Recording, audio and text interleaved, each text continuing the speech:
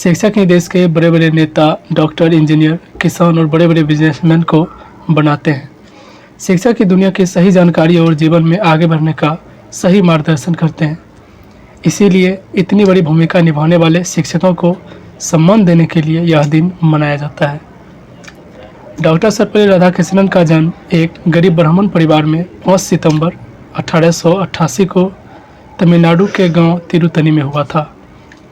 राधाकृष्णन जी के पिताजी का नाम सर्वपल्ली वीरास्वामी एवं माताजी का नाम सीताम्मा था। इनके पूर्वज सर्वपल्ली गांव में रहते थे, इसीलिए इनके परिवार के सभी सदस्य अपना उपनाम सर्वपल्ली लगाते थे। डॉक्टर सर्वपल्ली राधाकृष्णन बचपन से ही पढ़ाई में अच्छे थे। उनकी शिक्षा Christian Lutheran mission school Tirupati में शुरू हुई, फिर 4 साल बेलूर में हुई। इसके बाद उन्होंने मद्रास क्रिश्चियन कॉलेज मद्रास में शिक्षा प्राप्त की। 1902 में मैट्रिक पास और 1905 में इंटर आर्ट्स से प्रथम श्रेणी से उत्तीर्ण हुए। राधाकृष्णन की विशेष रुचि इतिहास, गणित तथा मनोविज्ञान में रही। इनकी भारतीय दर्शन और अध्यात्म में अधिक रुचि होने के कारण दर्शन शास्त्र में एमए किए। वो सबसे पहले मद्रास प्रेसिडेंसी कॉलेज में फिलॉसफी के सहायक प्राध्यापक के रूप में काम करने लगे। इसके बाद सन 1918 ईस्वी में मैसूर यूनिवर्सिटी में दर्शन शास्त्र के प्रोफेसर के रूप में कार्य किए।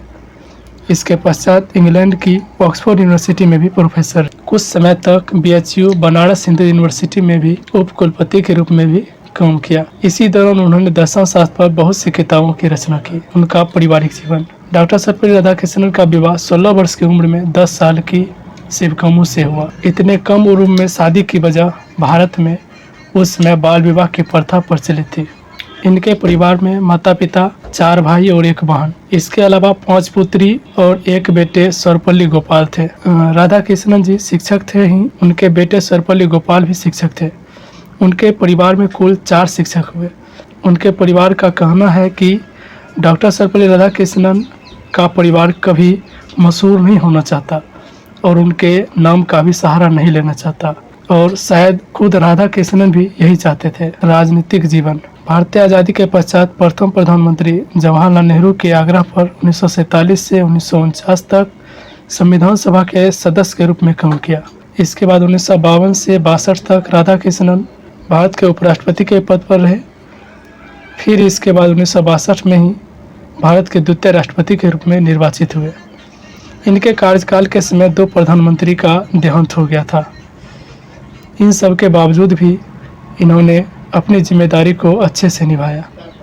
उपाधि एवं पुरस्कार। डॉक्टर सर्वपल्ली राधाकृष्णन को देश के हित में किए गए कार्यों के कारण उनको कई पुरस्कारों से सम्मानित किया गया है। डॉक्टर सर्वपल्ली राधाकृष्णन भारत के प्रथम ऐसे व्यक्ति थे जिन्हें राजनीति और शिक्षा के क्षेत्र में अहम योगदान देने के लिए उन्हें 1954 ईस्वी में भारत के सर्वोच्च सम्मान भारत रत्न से सम्मानित किया गया। 1946 ईस्वी में यूनेस्को में डॉक्टर राधाकृष्णन ने भारतीय प्रतिनिधि के रूप में अपनी उपस्थिति दर्ज करवाई थी। 1961 में जर्मन बुक ट्रेड के शांति पुरस्कार से सम्मानित किया गया। 1962 ईस्वी में राष्ट्रपति बनने पर जन्मदिन को शिक्षक दिवस के रूप में मनाए जाने की घोषणा की गई थी।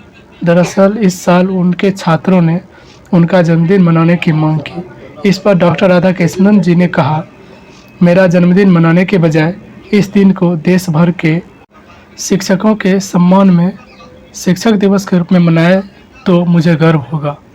इस तरह देश भर में पहली बार 5 सितंबर 1962 ईस्वी को डॉक्टर सर्वपल्ली राधाकृष्णन के जन्मदिन के अवसर पर शिक्षक दिवस मनाने की शुरुआत हुई। डॉक्टर सर्वपल्ली राधाकृष्णन जी एक अच्छे लेखक भी थे जिन्होंने अंग्रेजी में कई किताबें लिखी है।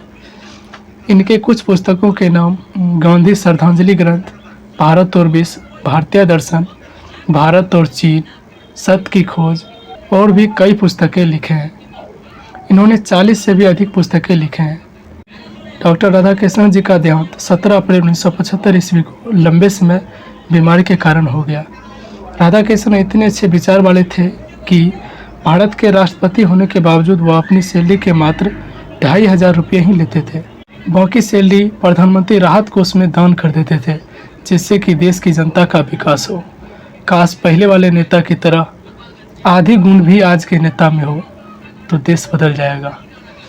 इतना ही नहीं, इन्होंने घोषणा किए थे कि सप्ताह के 2 दिन कोई भी व्यक्ति बिना ऑर्डर के हमसे मिल सकता है। और अपनी संस्था के काबिल गुरु हैं, विद्यालय के अध्यापक भी गुरु हैं। जिससे भी कुछ सीखा है हमने, हमारे लिए हर वो शख्स गुरु है। हमें हमेशा याद रखना चाहिए, एक किताब, एक पेन, एक बच्चा, एक टीचर पूरी दुनिया को बदल सकता है। जय हिंद।